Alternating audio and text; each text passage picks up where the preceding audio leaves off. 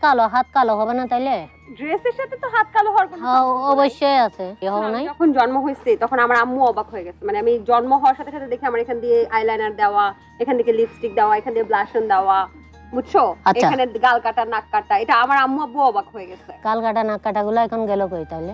আরে বাবা, এই যে গাল কাটা বুঝো না, মেকআপ এই যে এইভাবে না নাক কাটতে হয়, গাল কাটতে হয়। এই তো যারা মেকআপ সুন্দরী তাদের এরকমই হয়।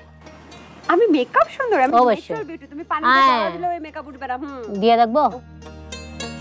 বাদগুলা নিয়ে আসেন তো। Thank you. আরাধ্য গিল্লাই আরাধ্য কামলাই। এটা মানে কি? মেহমানরা হাবানোর লগে লগে আমরা নিজেরা একটু মেহমানদারি করি, মাঝে মাঝে নিজেরা মেহমানদারি করেন, খুব ভালো লাগে। তৈরি হয়ে গেল আমাদের মলা মাছ দিয়ে কাঁচা আম। আমার মনে হয় এই কাঁচা আমের মৌসুমে এই মলা মাছ দিয়ে কাঁচা আমটা খুবই মজা হবে। তবে যেহেতু নুরতাজ ভাবি রান্না করছে, এখন পর্যন্ত আমি বিশ্বাস করতে পারছি না। আগে খেয়ে টেস্টটা তারপরে বলছি। আজকে আমার মনটা বেশি ভালো না, আমার মন ভালো নেই।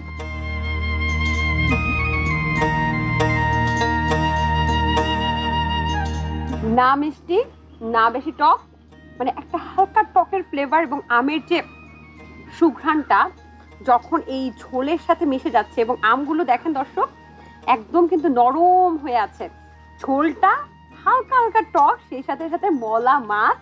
এটা যখন মুখে দিচ্ছি, দেখুন, দেখেই তো আপনাদের নিশ্চয়ই লোভ লেগে যাচ্ছে। তখন সেই মজা, মানে হেব্বি মজা হয়েছে। কেমনে? তোমার মুখে তো মধু নাই, হাতে তো আছে যত। Thank you. থ্যাংক ইউ না, আগে বলো যে আমি এই রান্নাটা খুব ভালোবাসি। এটা চিটাগাঙ্গা ভাষায় কি হবে?